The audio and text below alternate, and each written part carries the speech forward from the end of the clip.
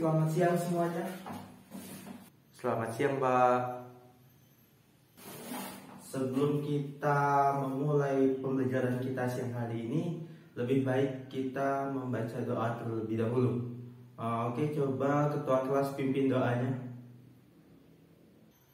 Baik, Pak. Berdoa menurut ajaran agama masing-masing. Berdoa, mulai.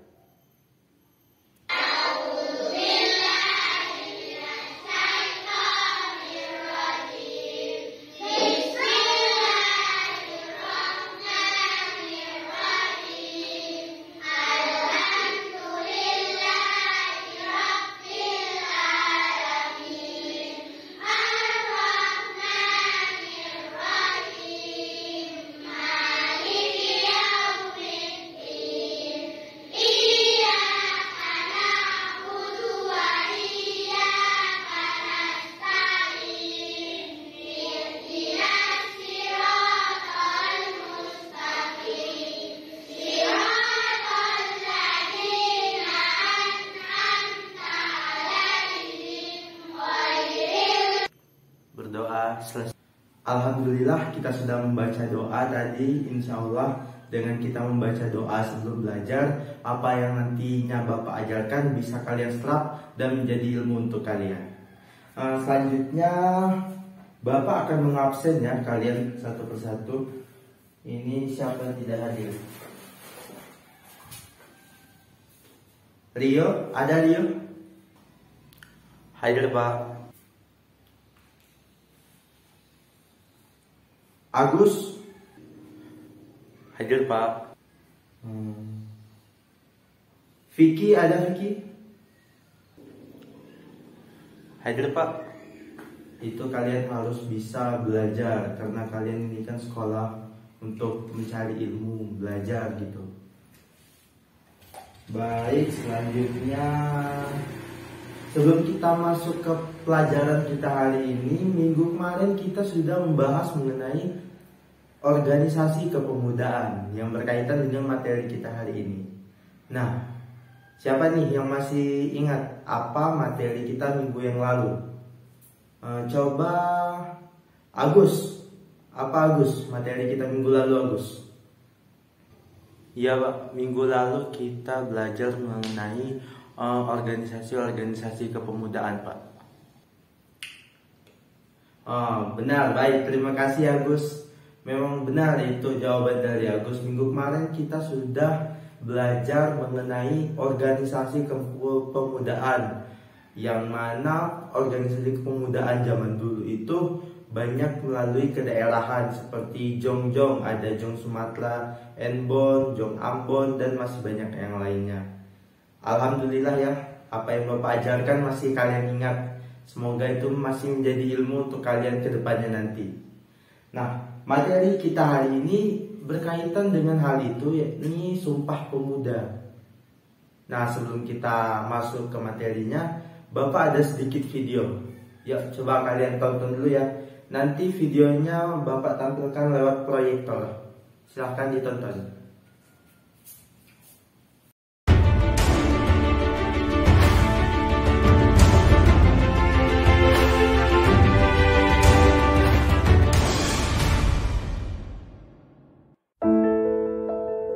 Satu tanah air, satu bangsa, satu bahasa persatuan Indonesia.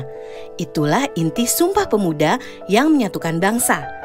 Tapi tahukah teman-teman, ada sejumlah fakta seputar Sumpah Pemuda yang menarik untuk kita ketahui. Ayo kita cari tahu sama-sama. Sumpah Pemuda lahir pada Kongres Pemuda II yang diselenggarakan pada tanggal 27 sampai 28 Oktober 1928 di Jakarta. Para pemuda yang mengikrarkan Sumpah Pemuda berasal dari latar belakang suku, ras, dan agama yang berbeda. Meski punya latar belakang berbeda, para pemuda itu menyadari pentingan persatuan untuk meraih kemerdekaan Indonesia yang selama ini mereka cita-citakan. Sejak awal abad ke-20, organisasi perjuangan kemerdekaan umumnya masih bersifat kedaerahan dan berjalan sendiri-sendiri. Setelah Sumpah Pemuda diikrarkan, semangat kedaerahan itu pun melebur menjadi satu kekuatan. Masa ini menjadi titik awal bangkitnya kesadaran nasional untuk mewujudkan Indonesia merdeka. Pidato Muhammad Yamin dalam Kongres Pemuda II menyatakan bahwa persatuan harus dibangun atas persamaan bahasa yang tunggal. Yamin menganggap bahasa Melayu telah menjelma menjadi bahasa Indonesia. Oleh karena itu, Yamin menegaskan bahwa bangsa Indonesia yang terdiri dari banyak suku harus dipersatukan dengan bahasa satu, yaitu bahasa Indonesia. Dan pada Kongres Pemuda II, bahasa Indonesia disepakati sebagai bahasa persatuan. Di tengah pidato Sunario yang sedang berlangsung, Muhammad Yamin mendekati Ketua Kongres Sugondo Joyo Puspito. Yamin kemudian memberikan secari kertas sambil berbisik, "Saya punya rumusan resolusi yang lebih elok." Sugondo kemudian membaca rumusan tersebut dan tersenyum kepada Yamin. Para peserta kongres pun menyetujui rumusan itu dan tercetuslah naskah Sumpah Pemuda yang menjiwai semangat perjuangan bangsa. Sumpah Pemuda diikrarkan di Gedung Indonesiese Klub Gebau di Jalan Kramat Raya 106. Tempat pembacaan Sumpah Pemuda itu sebenarnya rumah kos pelajar sekolah Dr. Pribumi. Di rumah itu, para pelajar sering berdiskusi tentang masalah sosial politik dan pergerakan nasional, hingga akhirnya mencetuskan ide pelaksanaan Kongres Pemuda 1 dan 2. Kini rumah itu dijadikan Museum Sumpah Pemuda. Apakah teman-teman sudah pernah mengunjunginya? Nah, dari video tadi, ada nggak dari kalian yang ingin berpendapat itu? Berpendapat apa saja boleh dari video 5 tadi. Saya, Pak. Ya, silahkan Agus. Apa Agus? Jadi ini Pak, dari video tadi saya bisa simpulkan itu bahwa Sumpah Pemuda itu lahir dari pemikiran para pemuda yang berkumpul per daerah untuk memikirkan bagaimana cara memerdekakan Indonesia. Dan Sumpah Pemuda ini sangat berkaitan erat dengan organisasi-organisasi kepemudaan yang ada di Indonesia pada saat itu, Pak. Nah, benar Agus. Memang Sumpah Pemuda itu sangat berkaitan dengan organisasi-organisasi kepemudaan. Pemuda-pemuda zaman dulu itu tidak seperti sekarang. Kalian pasti kalau nongkrong atau ngumpul-ngumpul gitu pasti main game gitu kan. Kalau pemuda zaman dulu tidak, mereka berkumpul, berdiskusi untuk kemajuan atau kemerdekaan bangsa. Itu yang harus kalian contoh, berkumpul untuk saling bertukar pikiran, untuk memajukan Indonesia ke depannya. Tidak hanya berkumpul untuk bermain game atau menjelekkan teman-teman kalian. Oke? Nah, selanjutnya di sini kita akan masuk ke materi inti. Nah, kalian coba perhatikan PPT yang ada di depannya. Hari ini kita akan membahas mengenai Sumpah Pemuda. Apa sih Sumpah Pemuda itu? Ada yang ingin menjawab? Ya, silakan beliau. Sumpah Pemuda adalah bentuk rasa semangat, spirit dari para pemuda yang sangat mencintai tanah air mereka untuk memikirkan bagaimana memerdekakan Indonesia, Pak. Itu arti Sumpah Pemuda menurut saya, Pak. Dan kita harus bisa menjalankan dan mengisi kemerdekaan ini dengan semangat pemuda yang sama seperti semangat pemuda pada zaman itu, memikirkan, berdiskusi tentang bagaimana mengembangkan negeri ini, Pak. Terima kasih, Pak. Nah, benar sekali Rio. Sumpah Pemuda itu sangat bentuk ikrar atau bentuk semangat spirit dari para pemuda menyatukan pikiran mereka untuk memerdekakan Indonesia. Itu adalah legitimasi dari para pemuda yang sudah memiliki kebebasan berpikir, yakni kaum-kaum intelektual, untuk mengapa Indonesia tidak merdeka, karena Indonesia sudah terlalu lama dijajah. Maka dari itu mereka mengikrarkan diri mereka untuk menjadi bagian dari kelompok revolusi yang mengembangkan atau memajukan Indonesia, memerdekakan diri dari para penjajah. Nah, selanjutnya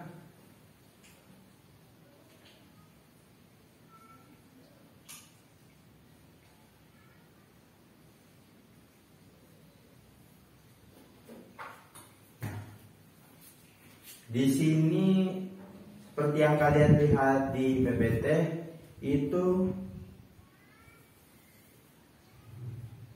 diskusi-diskusi yang dilakukan oleh para pemuda ini atau para organisasi pemuda ini dilakukan sebanyak 2 kali, yakni pada Kongres Pemuda 1 dan Kongres Pemuda kedua, hinggalah menghasilkan yang namanya Sumpah Pemuda.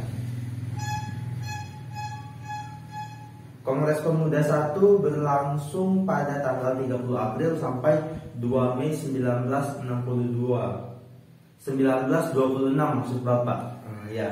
Sedangkan Kongres Pemuda kedua itu tanggal 27 sampai 28 Oktober 1928. Dan Sumpah Pemuda lahir dari hasil Kongres kedua, tepatnya di tanggal 27 dan tanggal 28 di Jakarta.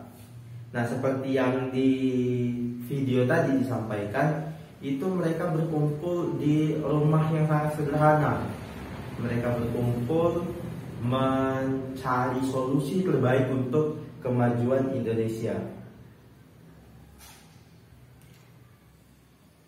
Kongres yang dilakukan pada tanggal 27 dan 28 itu adalah Kongres Pemuda kedua. Dan yang pertama itu pada tanggal 12 Agustus 1928 dihadiri oleh seluruh barisan organisasi pemuda yang ada di Indonesia. Nah, selanjutnya Kongres Pemuda 1.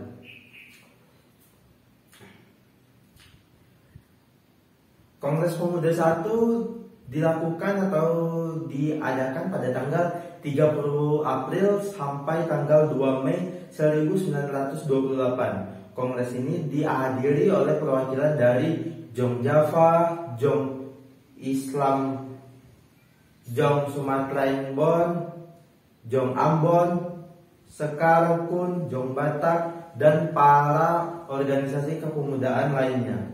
Kongres pertama ini mengedepankan tema pentingnya persatuan dan kesatuan para pemuda untuk melawan para penjajah yang berdiri pada satu payung untuk memikirkan bagaimana cara Indonesia merdeka. Sejumlah tokoh yang menghadiri Kongres Pemuda ini yakni seperti Sumarto, M. Tabrani, Muhammad Yamin, dan masih banyak tokoh-tokoh penting, tokoh-tokoh pergerakan lainnya.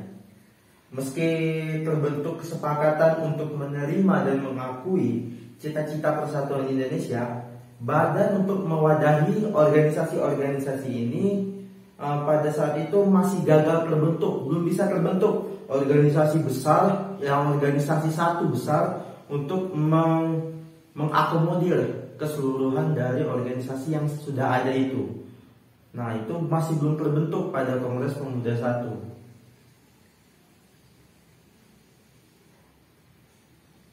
Nah, maka dari itu keputusan penting yang diputuskan dari hasil dari Kongres Pemuda 1 itu ada 2. Yang pertama, semua perkumpulan pemuda harus bersatu dalam organisasi.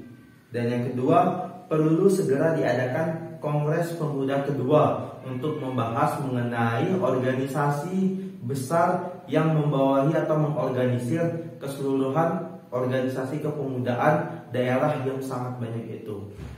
Selanjutnya Kongres Pemuda kedua.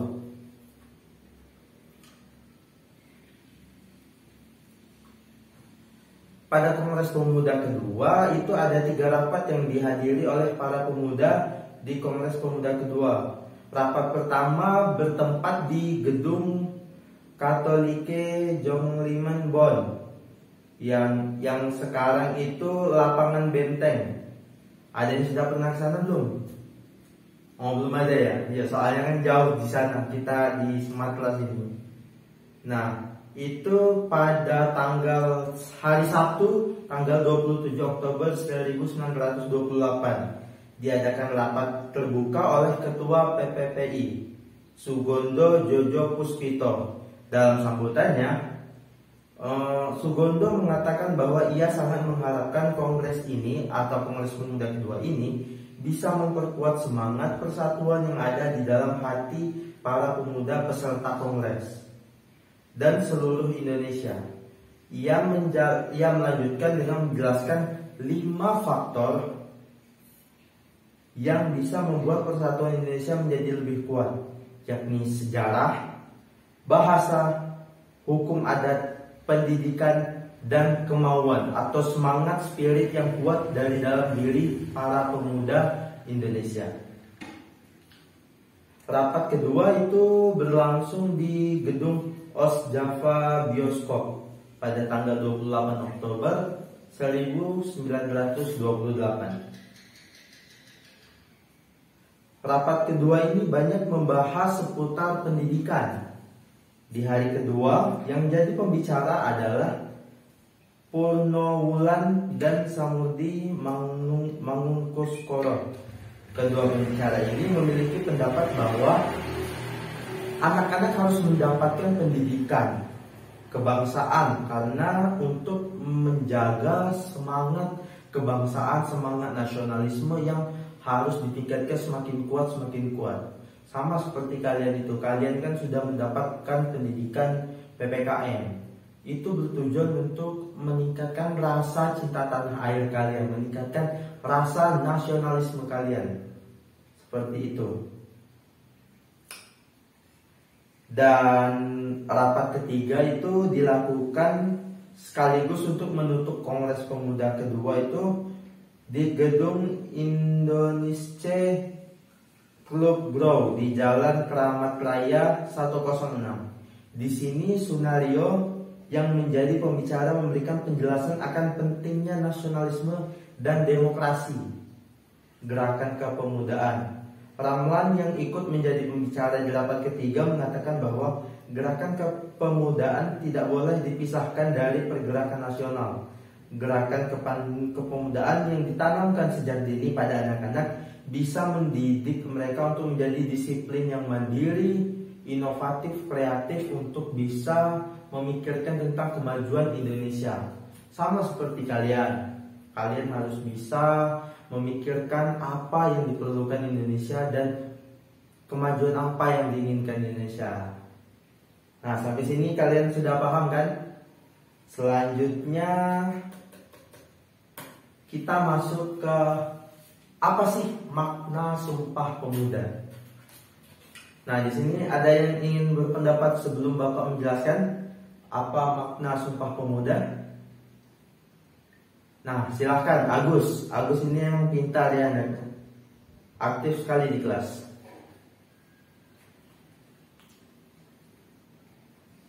Baik, nah terima kasih Agus atas pendapatnya. Emang benar, makna dari Sumpah Pemuda adalah kita sebagai pemuda Indonesia itu memang harus bersatu untuk menjatuhkan atau melawan pengaruh-pengaruh asing.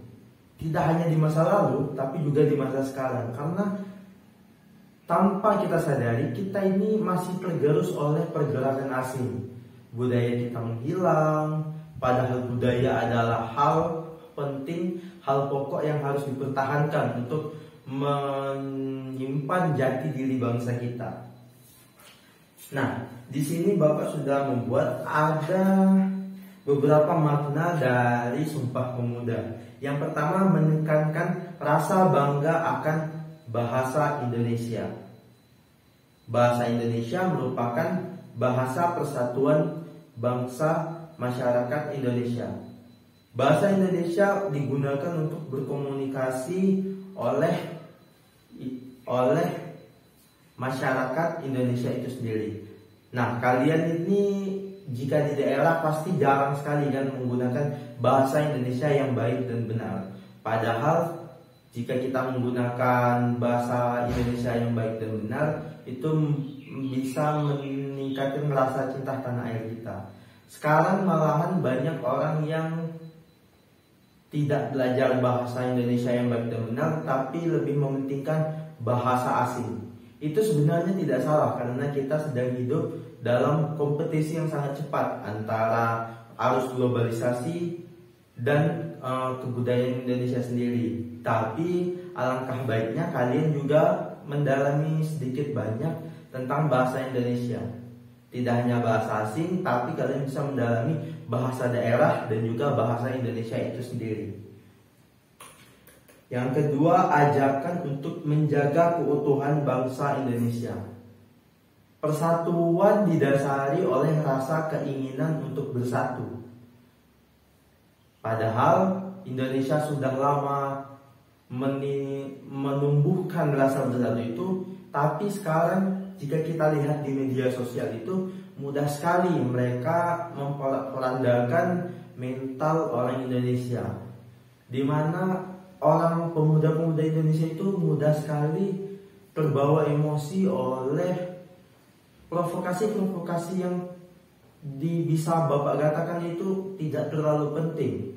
Tetapi dengan provokasi yang tidak terlalu penting itu, kesatuan dan persatuan kita sangat bisa diancam.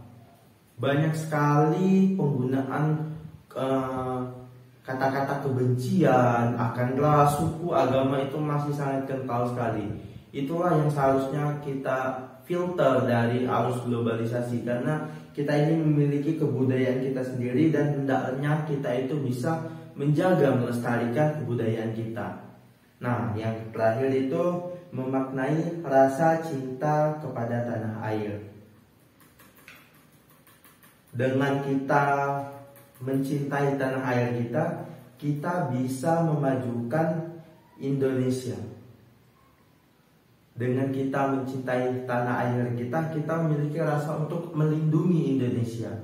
Dengan memiliki rasa cinta kepada tanah air kita, kita ingin membuat Indonesia bangga telah melahirkan kita atau telah membuat kita menjadi warga negara Indonesia. Kalian harus bangga untuk bisa menjadi warga negara Indonesia, karena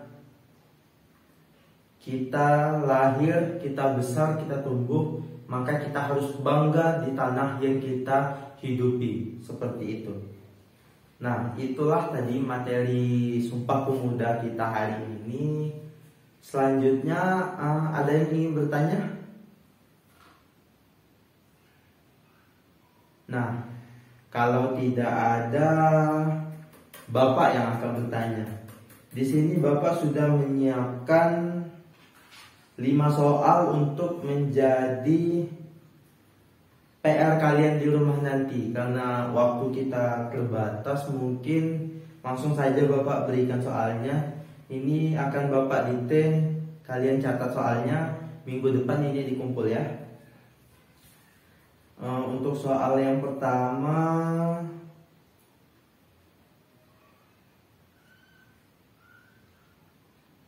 sebentar. Coba, ini untuk soal yang pertama. Coba kalian analisis apa saja yang menyebabkan rakyat Indonesia mengubah sifat perjuangan mereka. Yang sebelumnya itu bersifat dengan otot, setelah masuk Budi Utomo dan organisasi kepemudaan itu berubah menjadi menggunakan otak. Nah, coba analisis kalian. Bagaimana? Untuk pertanyaan yang kedua, mengapa politik etis sangat mempengaruhi semangat persatuan rakyat Indonesia, lalu bisa melahirkan Sumpah Pemuda? Itu pertanyaan yang kedua. Pertanyaan nomor 3, bagaimana proses penyatuan organisasi yang bersifat kedaerahan untuk bisa bersatu dan melahirkan Sumpah Pemuda? Untuk soal nomor 4, Jika kita lihat dari penjelasan di atas, Muhammad Yamin menguraikan tentang arti dan hubungan persatuan dengan pemuda. Nah, apa hubungan persatuan dan kesatuan itu dengan pemuda pada masa lalu, pada masa itu? Dan soal terakhir,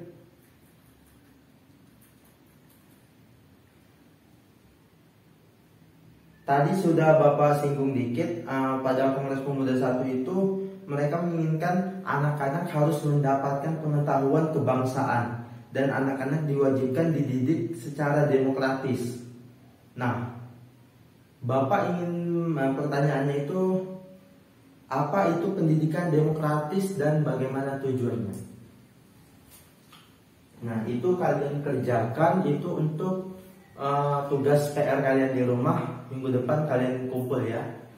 Untuk materi selanjutnya kita akan membahas mengenai kejadian Rengas Dengklok dan persiapan kemerdekaan Indonesia. Nah, karena bel sudah berbunyi, mungkin Bapak cukupkan pembelajaran kita hari ini. Bapak akhiri. Wassalamualaikum warahmatullahi wabarakatuh. Selamat siang semuanya. Silakan kalau mau ke kantin, sudah istirahat